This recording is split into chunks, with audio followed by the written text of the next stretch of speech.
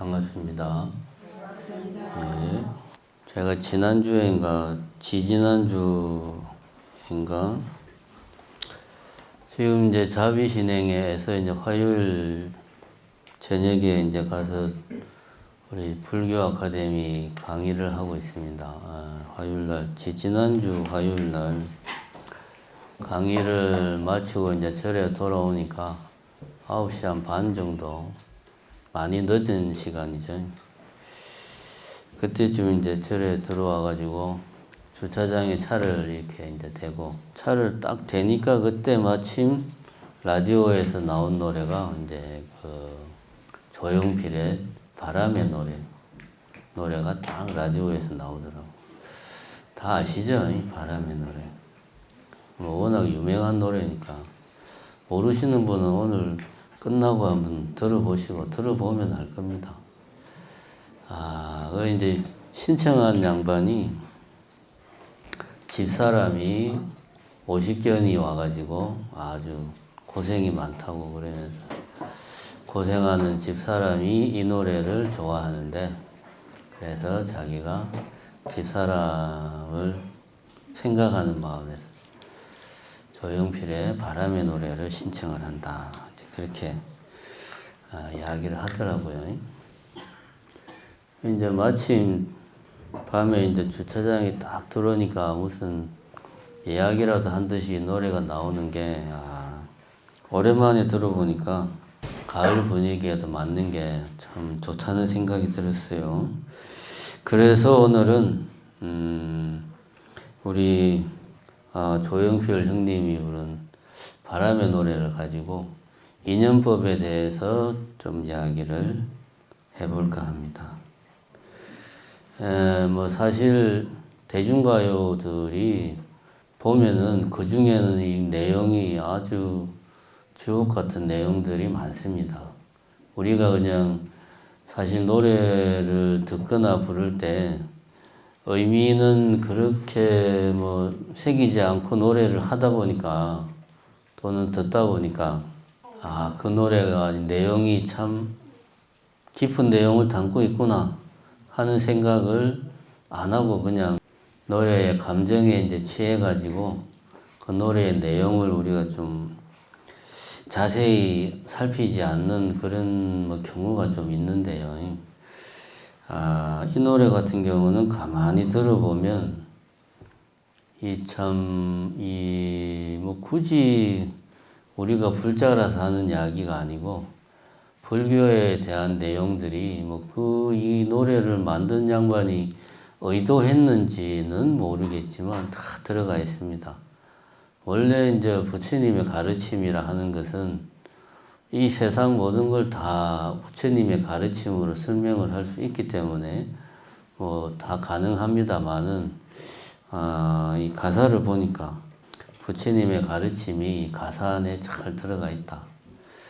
그래서 오늘은 조사스님의 개송만큼이나 깊은 내용이 있는 가사에서 조용필의 바람의 노래, 이 가사를 가지고 한번 이야기를 해볼까 합니다.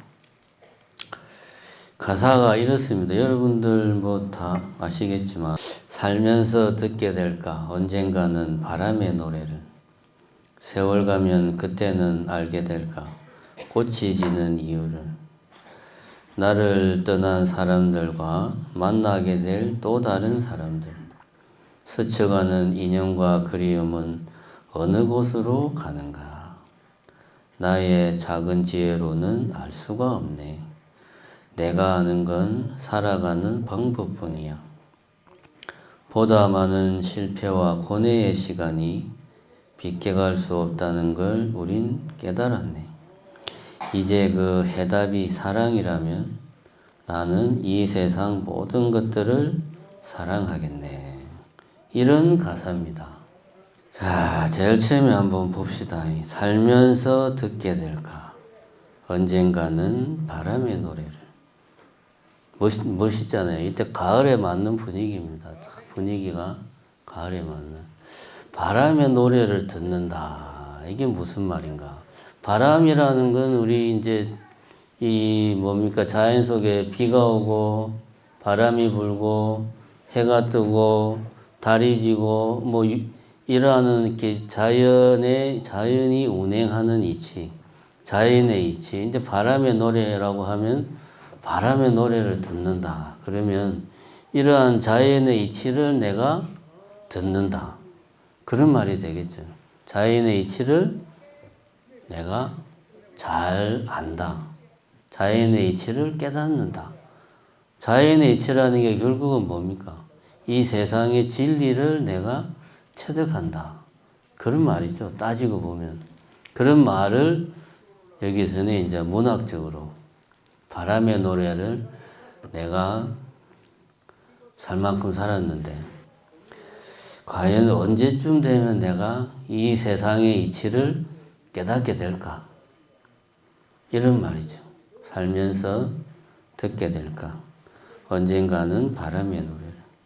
세월 가면 그때는 알게 될까? 꽃이 지는 이유를.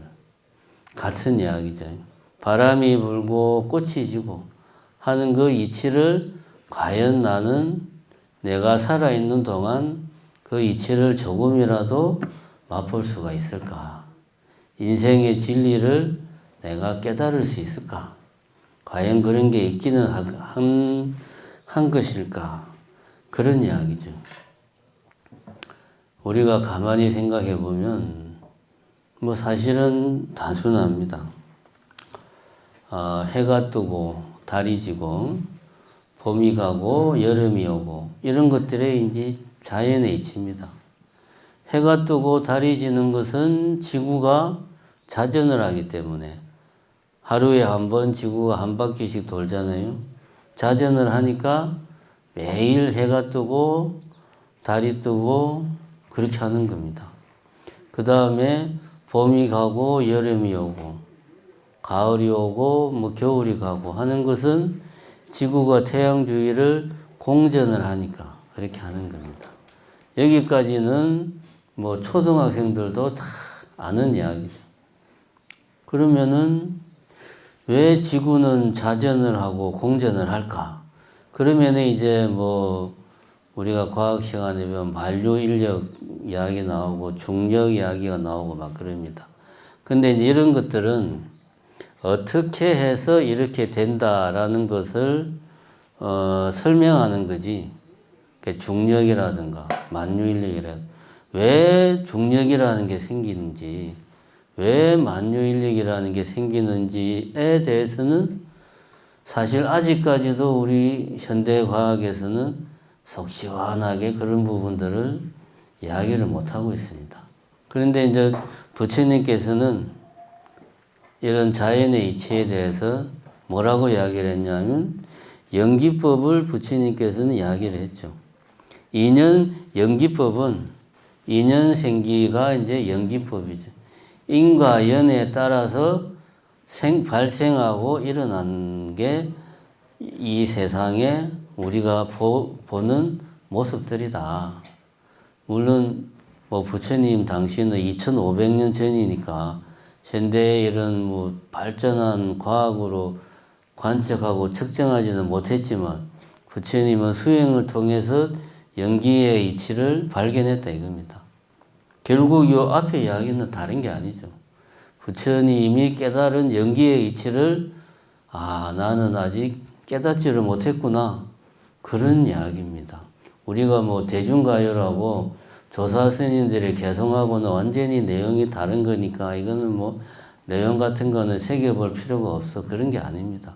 대중가요 중에도 이렇게 새겨볼 만한 내용이 있는 가사들이 있어요.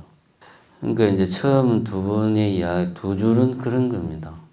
부처님의 가르침을 제대로 체험은 둘째치고 이해를 못하고 내가 이 나이 되도록 살았구나. 인생 헛살았구나.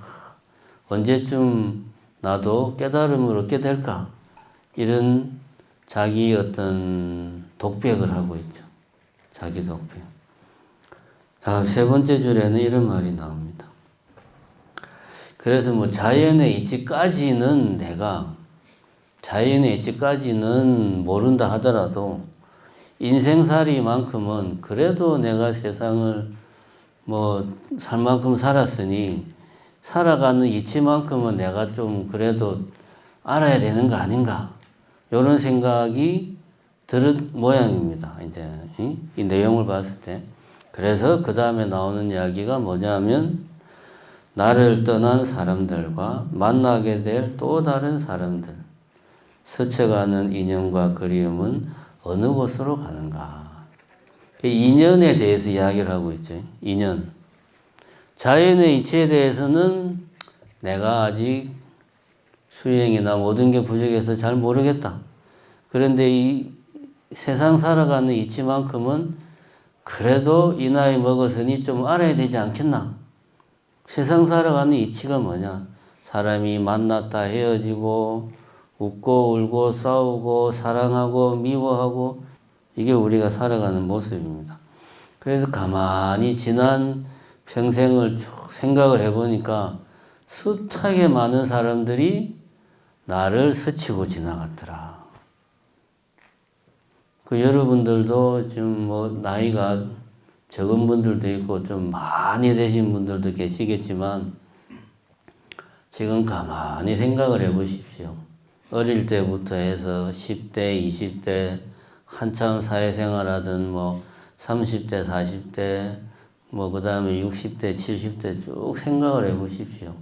지금은 기억나지도 않는 숱하게 많은 사람들과 이런저런 인연으로 얽혀가지고 그때 내가 살아왔다는 걸 우리는 알 수가 있어요. 사실 지금은 기억도 잘 안 납니다. 내가 뭐 초등학교 때 친하게 지내던 친구, 내가 사회생활, 직장생활 할 때 같이 일하던 직장 동료, 뭐 이런저런 사람들, 지금 기억나는 사람들 거의 없습니다. 지금까지 인연이 이어지고 있는 사람들은 더더욱 아주 드물 겁니다. 그래서 그런 인연들이 나는 여기에 가만히 있는데 그런 인연들이 내한테 이렇게 왔다가 가더라 이거지. 그래서 인연은 스치고 지나가더라. 내가 보기에 인연이라 하는 것은 스치고 지나가더라. 나는 가만히 있는데 지가 괜히 내한테 와가지고 옷깃을 스치고 휙 지나가는, 이렇게 우리는 인연을 생각을 한다 이겁니다. 대부분 이렇게 생각을 하죠. 그래서 제가 궁금해가지고 국어사전에서 인연이라는 말을 한번 찾아봤어요. 우리 이제 불교에서 말하는 인연 말고 국어사전, 우리가 일반적으로 상식적으로 이야기하는 인연 찾아보니까 이렇게 되어 있습니다. 사람들 사이의 연분 또는 사람이 어떤 상황이나 일과 맺어지는 관계, 그러니까 인연은 사람들 사이의 연분이다. 아, 인연은 연분이구나. 그럼 연분이 뭐지 해서 또 연분을 찾아봤어요. 당연히 그래야 되겠죠.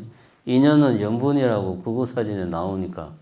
연분을 보니까 사람들 사이에 관계를 맺게 되는 인연. 연분은 인연이다. 인연은 연분이고, 연분은 인연이고, 이거는 무슨 말장난하는 것도 아니고, 이런 국어사전 나도 만들겠네. 인연이라는 말을 쓸 때, 그 인연이라는 말을 쓸 때 그 말의 뜻을 다른 말로 설명하기가 사실은 참 힘들어요. 그러니까 이 국어사전을 만든 사람들이 어쨌든 우리나라에 내놓으라 하는 뭐 국어학자, 국문학자들 아닐 겁니까? 그런 사람들도 결국은 같은 말을 그냥 반복하는 거예요. 인연이 연분이고, 연분이 인연이고, 이 말은 이거를 말로 설명하기는 힘들다. 그런 이야기입니다. 그럼 그냥 우리가 이 인연이라고 이제 말을 하면 이게 뭘까 하면은 인연이라는 말을 쓸 때의 그 상황, 그때의 그 상황을 우리가 생각을 하면 아, 대충 이럴 때 우리는 인연이라는 말을 쓴다. 그 이상은 사실은 설명하기가 힘들어요. 네, 사실은 그렇습니다. 그래서 우리가 일반적으로 인연이라는 말을 쓸 때는 그냥 내가 어떤 사람하고 관계를 맺는다. 근데 이런 관계가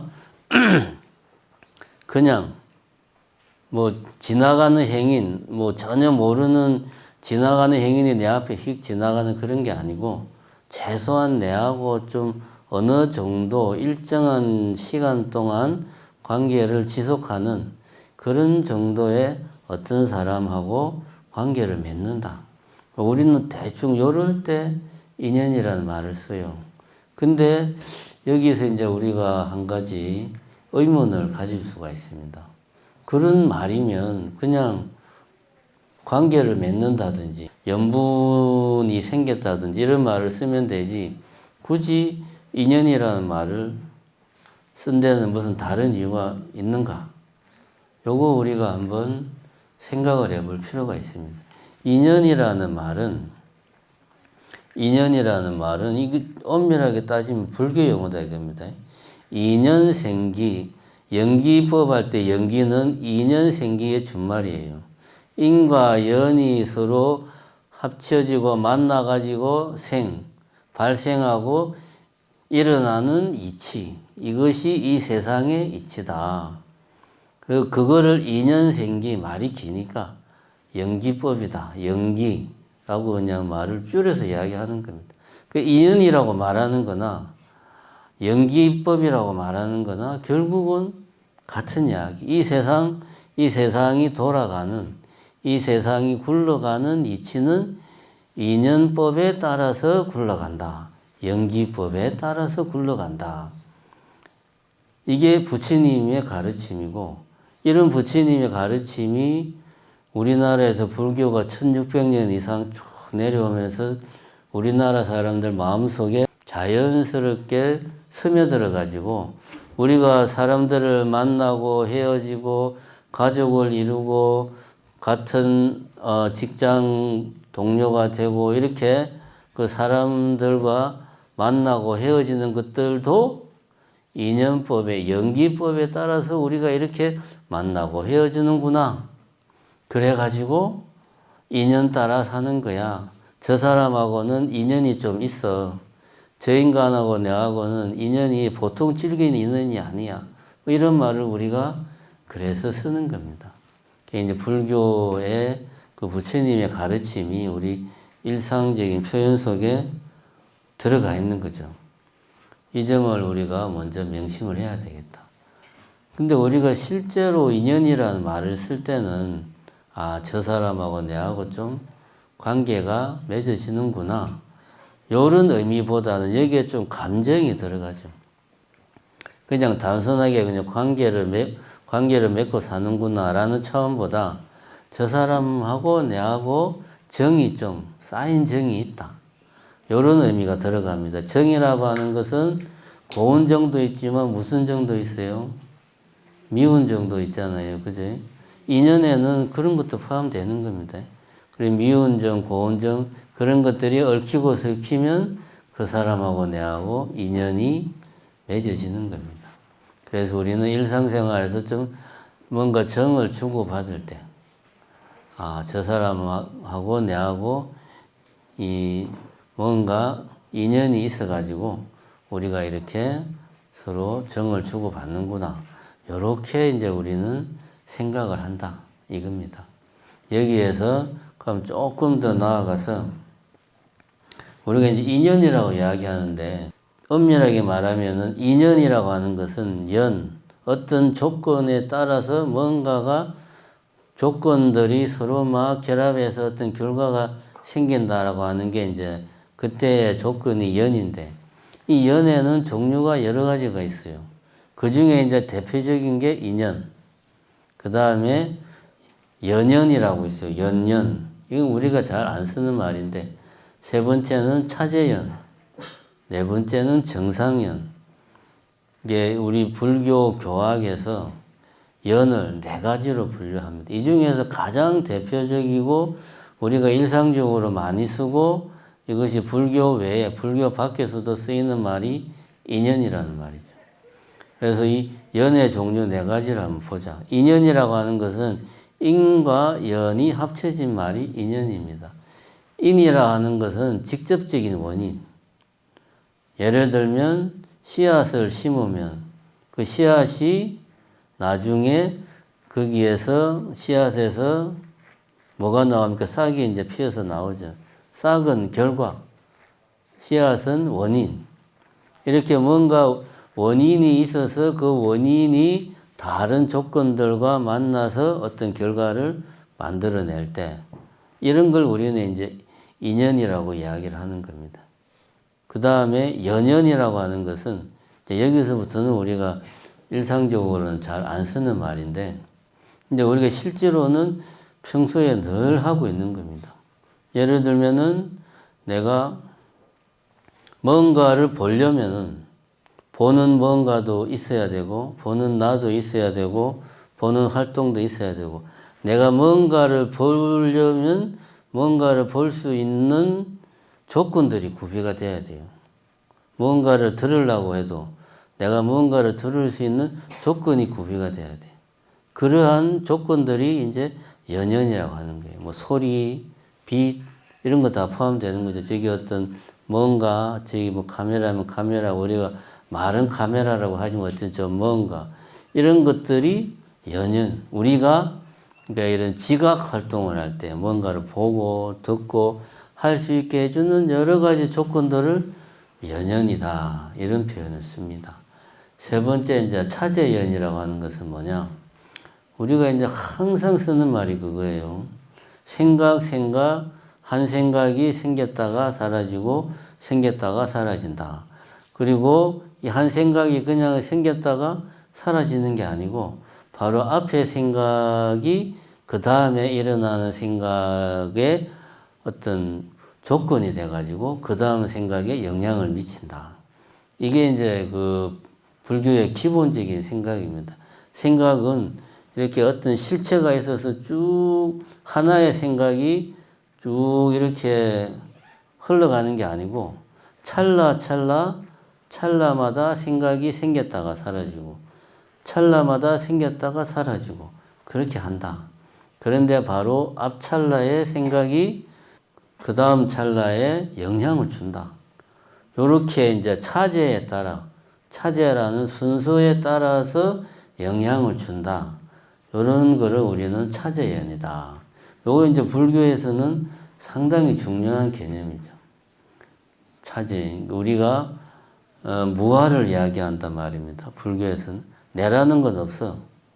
근데 내라는 건 없는데 과거, 현재, 미래 내 자신을 이렇게 쭉 어떤 생각을 이어서 할 수 있는 뭔가가 이루어지려면은 매 찰나 생겼다가 사라지는 생각들이 서로 마치 그 사슬처럼 딱 이어져야 한다. 그럴 때 앞에 생각이 그 다음 생각에 영향을 주는 이런 어떤 인연관계를 차제연이다 이런 말을 씁니다. 마지막으로는 정상연이라는 것은 어떤 결과 예를 들어서 씨앗을 심으니까 거기에서 싹이 나왔다. 그러면 우리가 생각을 해봅시다. 씨앗을 심었는데 씨앗만 심어놓고 가만히 놔두면 거기서 싹이 나올까? 안 나오죠. 물도 줘야 되고 비료도 줘야 되고 적당하게 이제 햇빛도 받아야 되고 여러 가지 씨앗 외에 다른 조건들이 많아야 돼요. 그게 물론 아주 큰 영향을 주는 조건들 몇 가지가 있겠지만 햇빛, 뭐 물, 뭐 이런 뭐 질소나 이런 영양분 있겠지만 따지고 보면 싹 이외의 모든 것들이 굳이 따지면 하나의 싹이 피어나는데 다 영향을 미친다고 볼 수 있어요. 그래서 정상연 이렇게 말하면 결과, 예를 들면 싹이 하나 씨앗을 심으니까 싹이 폈다. 그러면 싹이 하나의 결과라면 결과를 제외한 나머지 모든 것들은 어쨌든 이 싹이 피는데 크든 작든 조건으로서 영향을 미쳤다. 그래서 이거를 싹을 결과를 제외한 나머지를 정상연이다. 이렇게 말을 합니다. 우리가 일상생활에서 인연이라는 말을 아무 생각 없이 막 쓰는데 사실은 이게 인연생기, 연기, 우리 부처님 가르침의 가장 핵심이라고 할 수 있는 연기법을 표현하고 있는 거다. 요 점을 우리가 꼭 명심을 하자. 그 다음에 우리가 이런 생각을 할 수가 있습니다. 지금 이제 이 노래에서도 보면은 나는 여기 가만히 있는데 인연이 나에게 탁 왔다가 가는 거예요. 그지? 나는 여기 가만히 있고.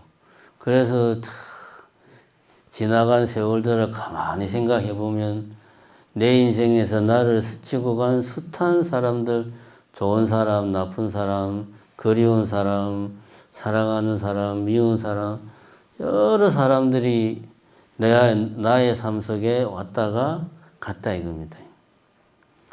근데 우리가 가만히 생각해 보면 내 입장에서는 맞는 말이죠. 여기 이제 내가 있으면 내 기준으로 보면 나를 제외한 다른 모든 사람들은 나를 스치고 지나가는 사람들이에요. 근데 또 반대로 다른 사람의 입장에서 보면 나는 뭡니까? 그 사람에게 그냥 그 사람을 숱하게 스치고 지나간 인연 중에 한 명일 뿐이에요, 나는. 그 사람 입장에서 보면. 지금 여러분과 나도 그런 의미에서 인연을 맺고 있다 이겁니다. 내 기준에서는 여러분들이 나에게 이렇게 스치고 왔다가 가는 거고, 여러분들 기준에서는 내가 여러분들 삶에 이런 뭐 본문의 형식으로 잠깐 들어왔다가 사라지는 거죠. 근데 이게 나는 내 입장에서는 내가 이게 가만히 있고 인연이 스쳐 지나가고, 다른 사람 입장에서는 내가 가만히 있는 게 아니고 다른 사람의 인연이 되어서 그 사람에게 그 사람 삶에 내가 잠깐 그 사람 삶에 끼어들었다가 사라지고, 어떤 관점에서 보냐에 따라서 나는 내가 되기도 하고 남이 되기도 하는 거예요. 여기서 말하는 인연이 스치고 지나가는 인연이라는 말이 성립을 하려면은 나는 좀 표현을 고상하게 하자면 나이면서 동시에 너가 돼야 돼. 그죠? 스치고 내가 여기 있으면 당신이 나에게로 왔다가 가잖아요. 그 당신들이 숱한 당신들이 있는데 그게 너란 말이에요. 그럼 내가 없으면 너도 있을 수가 없고, 내 혼자만 있다고 해서 너가 이렇게 와서 이 세상에 다른 사람은 아무도 없고 내 혼자만 있다. 그러면 스치고 지나가는 인연이 생길 수가 없죠. 그러니까 나만 있다고 해도 되는 게 아니고, 너만 있다고 해도 되는 게 아니고, 내가 없으면 너도 없고, 너가 없으면 나도 없고, 이게 앞으로도 맞고 뒤로도 맞고, 내가 있으므로 너가 있고, 너가 있으므로 내가 있다. 이게 뭡니까? 이게 부처님이 이야기하는 연기법이잖아요. 그러니까 우리는 이 세상은 내가 있고 다른 사람들이 다 나의 삶에 왔다가 가는, 스쳐 지나가는 다른 사람들은 그냥 바람 같은 존재들이야. 이게 아닙니다. 나다 너다라고 하는 이렇게 우리가 나누어서 볼 수가 없어요. 우리는 다 인연법으로, 연기법으로 얽혀 있는 거예요. 제가 지금 이야기했죠. 조금만 생각해도 내가 있으니까 너가 있는 거고, 내가 없으면 너도 없고, 너가 없으면 나도 없고, 우리는 연기 관계에 있는 거예요. 인연법에 따라서 살고 있는 거예요. 표현을 굳이 비유를 들자면은 우리들 각자가 마치 하나의 가느다란 실 같은 존재라고 볼 수 있어요. 각자가. 그럼 우리가 이런 굵은 굵은 밧줄 같은 걸 만들려면 가느다란 실을 막 엮어가지고 좀 굵은 실을 만들고, 그거를 또 막 엮어가지고 더 굵은 실을 만들고 줄을 만들고 그걸 또 굵은 줄을 또 여러 개를 막 엮어서 더 굵은 줄을 만들고 이렇게 해서 이제 큰 동아줄을 만든다 이겁니다. 그 동아줄 안에 들어가 있는 실 하나가 이게 나야, 나머지는 너야 하고 실 하나가 아무리 주장을 해도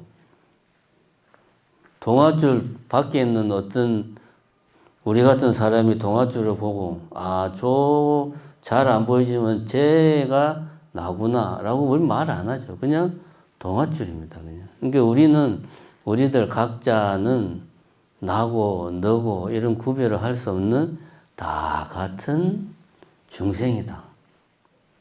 이 이야기를 사실은 이제 이렇게 생각을 하면 여기서 스쳐가는 인연들이 어디로 가나 내가 옛날에 만났던 사람들은 잘 지내고 있을까? 그립다, 보고 싶다. 내가 지금까지 살아오면서 그 사람들에게 나는 어떤 기억으로 남아있을까? 이런 생각은 뭡니까? 세상을 내 기준으로만 생각하는 거예요. 내 기준으로만. 그게 아니다. 우리는 연기관계에 있다. 우리 모두는. 마치 엄청나게 굵은 동아줄 안에 아주 가느다란 실 하나 같은 존재들이다. 우리들 각자가 없으면 우리들 각자가 서로서로 막 얽혀있는 이렇게 우리가 있는데 하나하나의 실이 없으면 굵은 동아줄이 나올 수도 없고 이 또 하나하나의 실이 각자 따로따로 있으면 아무 소용이 없죠. 서로 이렇게 잘 꼬여가지고 얽히고 설켜야 돼. 우리는 그렇게 있다. 근데 우리는 나는 여기 나 혼자 있어. 가느다란 실일지 어떨지 몰라도 나 혼자 있어. 라고 생각을 하니까 그 사람은 어디에 있을까? 나는 여기 있는데 보고 싶다, 그립다, 가을에 낙엽도 지고 괜히 기분도 울적하고 이렇게 되는 거죠. 이게 다 내가 있다는 생각이 만들어낸 번뇌입니다. 번뇌. 이게 낭만, 가을의 낭만 그런 게 바로 번뇌예요. 물론 이제 여기 계시는 분들은 가을의 낭만을 즐길 나이는 이미 다 지나신 분들이긴 하지만 솔직한 말로 나이를 먹을수록 낙엽이 지는 걸 보면 더 마음이 휑하잖아요. 젊은 사람들은 낙엽이 지면 놀러 갈 생각하는데 그런 게 번뇌입니다. 그런 번뇌가 어디서 오냐? 내라는 놈이 내 안에 너무나 강고하게 자리 잡고 있으니까 오는 거예요. 그러니까 이런 노래가 나오는 거예요. 그러니까 이런 노래를 들으면 밤에 9시 넘어서 혼자 딱 주차장에 들어와가지고 휑한 주차장을 보고 있는데 딱 누굽니까? 조용필이 바람의 노래를 부르니까 그냥 마음이 그냥 한 구석에 구멍이 뻥 난 것 같이 그냥 휑한 게 가을이구나. 이런 게 번뇌입니다. 여러분 잘 알아야 됩니다. 그래서 이제 그 다음에 이렇게 이야기를 합니다. 나의 작은 지혜로는 알 수가 없네. 내가 아는 건 살아가는 방법뿐이야. 근데 이제 본인이 봐도 뭔가 세상에 이치가 있는 것 같은데 잘 모르겠어. 내 능력으로는 이해 불가야. 나의 작은 지혜로는 알 수가 없다. 뭔가가 있을 것 같은데 뭔지는 잘 모르겠다. 다만 내가 할 수 있는 건 살아가는 방법뿐이다. 내가 할 수 있는 건 어떻게 해야 오늘도 내가 그럭저럭 살고 내일도 그럭저럭 살고 할 수 있는가? 어떻게 하면? 요거만 내가 할 수 있지. 이 세상 살아가는 이치, 인생이란 무엇인가? 내가 왜 사는가? 이런 거에 대해서는 내가 대답할 능력이 없구나. 왜 인연들이 나를 스치고 지나가는지 거기에 대해서는 내가 뭐라고 할 말이 없구나. 내가 할 수 있는 건 하루하루 잘 먹고 잘 살고 잘 자고 애들 잘 키우고 이런 거 정도만 내가 할 수 있구나 라고 이제 생각을 하는 거죠. 물론 이 생각이 틀린 말은 아닙니다.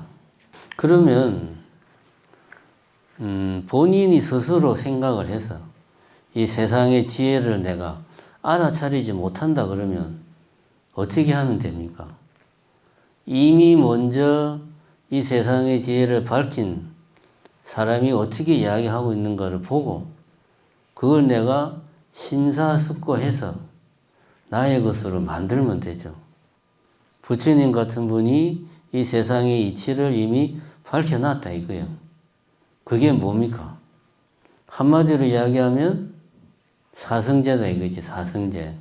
여기서 이제 연기법이다. 그러면 이제 연기법은 이 세상이 돌아가는 이치 그 자체만을 말하는 거고, 사성제 말하면은 그러면 내가 어떻게 해야 되나까지 다 포함하는 거죠.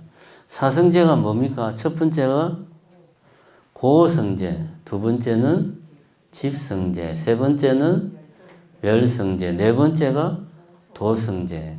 그러니까 이 바람의 노래를 만든 사람은 뭔가가 있는 것 같은데 나는 잘 모르겠어. 그래서 이제 제가 그 뭔가는 사성제다 라고 제가 이야기를 하는 겁니다. 이렇게 이제 같은 이야기를 이렇게 말하면 딱딱한데 결국 우리는 모든 인간들은 이런 것들이 궁금해요. 뭔가 세상 살아가는 이치가 있지 않겠냐. 그걸 알면 내 인생의 고통과 불행과 불교에서 말하는 번뇌가 다 사라지지 않을까. 근데 그게 뭔지 모르겠네.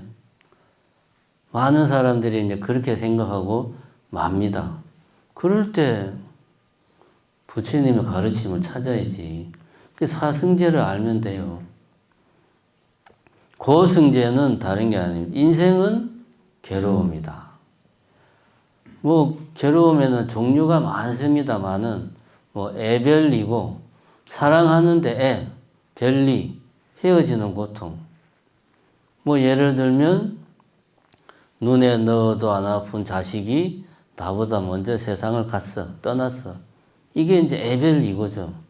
뭐 둘이 뭐 사랑하는데 헤어지는 물론 그런 것도 애별리고입니다만은 그런 것보다 진짜 마음 아픈 건 이런 자식을 먼저 보내는 고통, 애별리고 원정해고 원망하고 정오하고 미워하는데 맨날 보고 살아야 돼. 회고 저 왼수 같은 남편을 내가 죽을 때까지 보고 살아야 돼.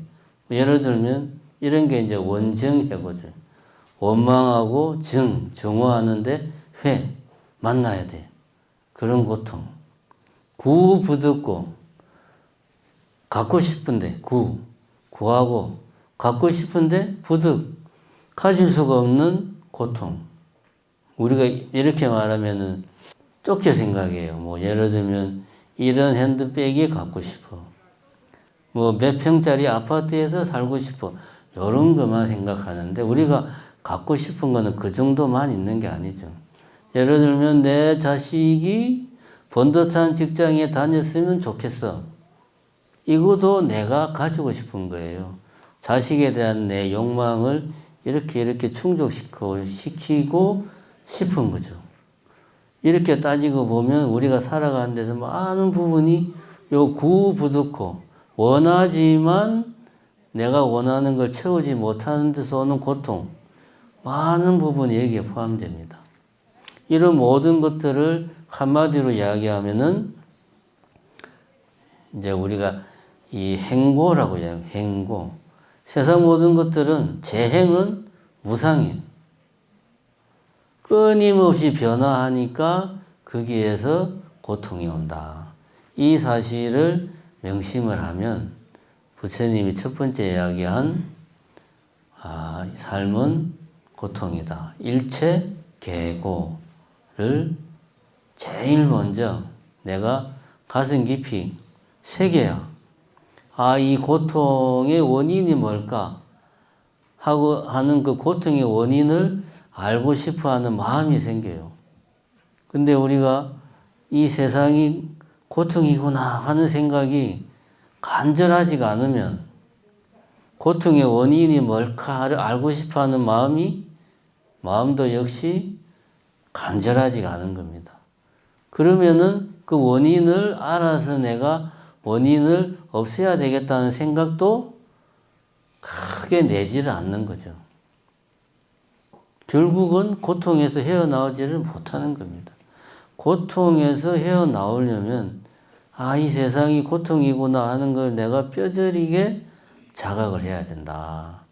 앞에서 말한 이런 우리가 일상적으로 느끼는 고통들의 근원이 어디 있는가? 결국은 제 행이 무상한 데서 오는구나.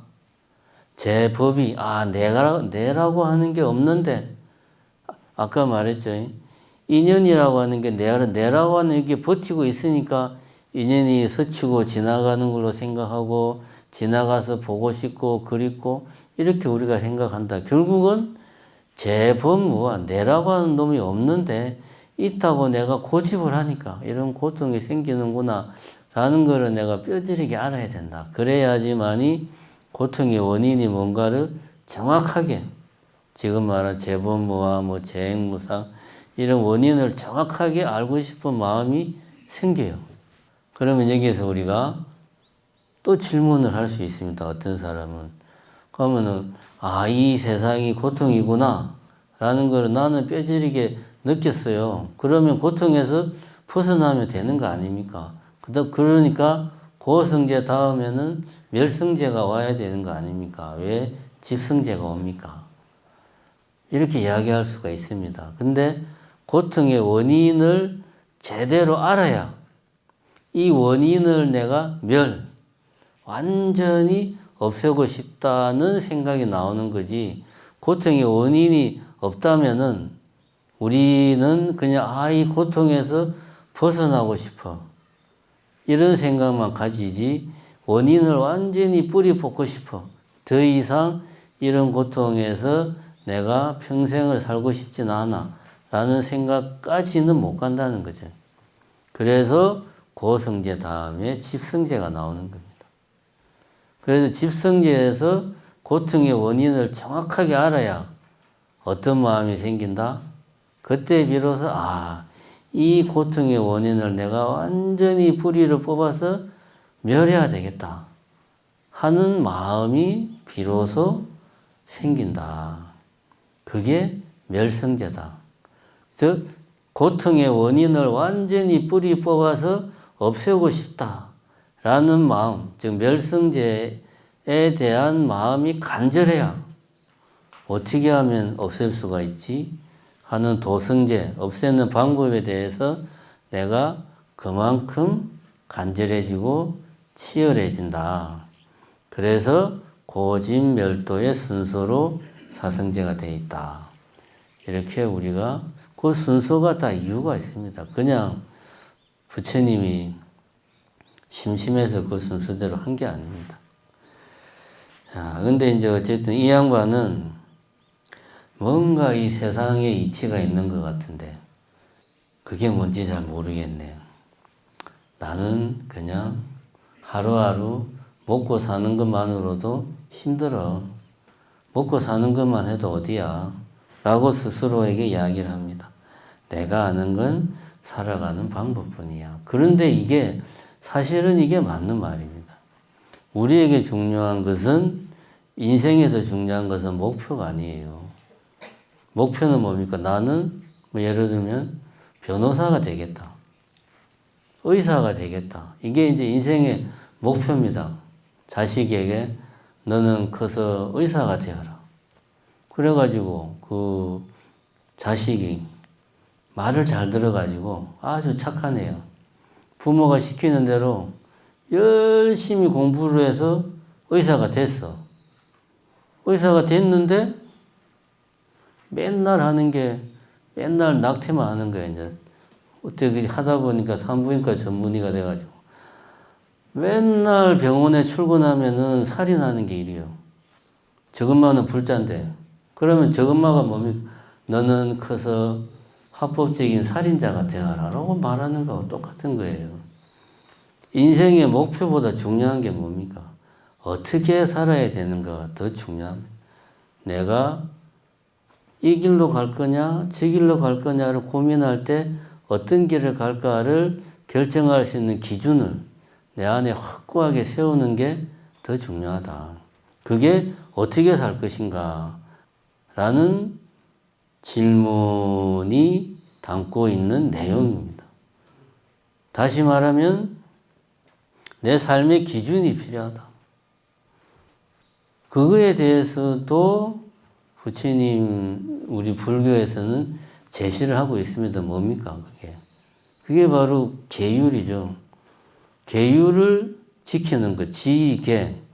계율을 지키는 게 다른 게 아닙니다. 행동을 할 때, 내가 말을 할 때, 생각을 할 때, 이러이러한 기준에 따라서 생각하고 말하고 행동해라. 이게 계율입니다. 그럼 부처님이 이야기한, 불교에서 이야기하는 계율에 따라서 생활하면 인생을 나는 불자로서 아주 훌륭한 삶을 사는 겁니다. 그래서 훌륭한 의사가 되어라. 라는 무엇이 될 것인가 보다. 예를 들자면, 오계에 충실한 삶을 살아라. 이렇게 자기 어떤 그 가치관을 세우는 것이 더 올바르다. 그게 바로 살아가는 방법이다. 살아가는 방법은 다른 게 아닙니다. 계율에 따라서 사는 게 올바로 살아가는 방법이다. 그래서 이런 실패와 고난이 많은 것은 내가 세상의 이치를, 사성제라는 세상의 이치를 올바로 알지 못하고, 그 다음에 그것을 내가 실천할 수 있는 계율을 내가 제대로 알지 못해서 지키지 못하니까 인생이 실패와 고뇌의 연속으로 쭉 이어지고 있는 겁니다. 내가 원한 건 아닌데, 불교적으로 말하면 무명의 늪에서 내가 헤매고 있으니까, 그 속에서 내가 헤매고 있으니까 하지 않아도 될 실패와 고민과 번뇌가 계속 이어지는 겁니다. 그래서 여기 나오잖아요. 보다 많은 실패와 고뇌의 시간이 비켜갈 수 없다. 비켜갈 수 있습니다. 어떻게 하면 됩니까? 내가 불법을 접해서 부처님의 가르침을 올바로 이해하고 부처님의 가르친 대로 실천하기 위해서 노력하면 비켜갈 수 있어요. 근데 아직 그거를 내가 접하지 못한 거죠. 그래도 비켜갈 수 없다는 건 깨달았지만 해답이 만약에 사랑이라면 나는 이 세상 모든 것을 사랑하겠네. 그러니까 뭔가 잘 모르겠지만 어쨌든 내가 사랑하는 마음 하나만, 이 세상 모든 사람뿐만 아니라 모든 존재들을 사랑하는 마음 하나만 가지고 있으면 그래도 이 세상을 내가 행복하게 살지 않을까라고 스스로 그렇게 독백을 하는 거죠. 맞는 말이죠. 다만 그런 것들이 막연한 추측이 아니고 우리가 부처님의 가르침에 따라서 자비심을 실천하는 쪽으로 노력을 해야 됩니다. 이렇게 보면 우리들은 어쨌든 불법을 만나가지고 좋은 기회를 얻은 겁니다. 좋은 기회를 얻었으면 그것을 실천을 해야 돼. 근데 내같이 이런 노래 듣고 가을이네, 참 좋다, 괜히 기분이 꿀꿀하네, 누구한테 전화해서 어디 그냥 단풍 구경이나 하러 갈까, 이러면 안 됩니다. 여러분들이 바람의 노래 가사가 제가 보기에는 우리 인생의 이치를 잘 담고 있습니다. 물론 불법의 어떤 이치를 완전히 녹여내지는 않았지만 우리가 부처님의 가르침을 생각할 수 있는 그런 요소들을 충분히 담고 있어요. 우리가 이제 가을도 오고 해서 이제 이런 노래들을 접하게 되면 노래가 주는 그 분위기, 감성에만 취하지 마시고 그 내용도 한번 잘 음미해 보는 그런 시간을 가지시기 바랍니다. 그래서 이번 가을에는 여러분들 한번 이 바람의 노래 가사를 충분히 음미해서 이게 부처님 법문이다 생각하고 조용필 법사가 법문을 노래로 하는구나. 이렇게 생각하고 자주 들으세요. 숙제입니다, 숙제. 네, 마치겠습니다.